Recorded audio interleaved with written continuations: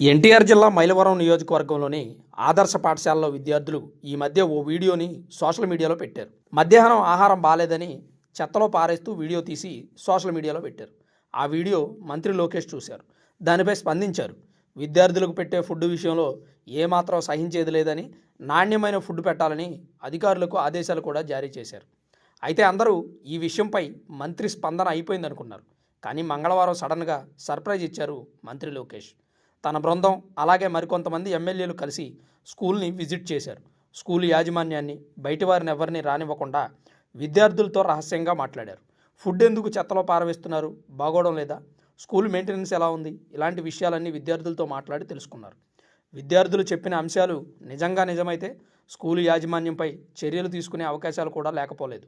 Social మీడియాలో విద్యార్థులు పెట్టిన పోస్టును చూసి స్కూల్ని సందర్శించిన మంత్రిపై నెటిజన్స్ కామెంట్స్ చేస్తున్నారు. ప్రతి రాజకీయ నాయకుడు సమస్యలపై ఇలా స్పందిస్తే తక్షణమే తీరుతాయంటూ అభినందిస్తున్నారు.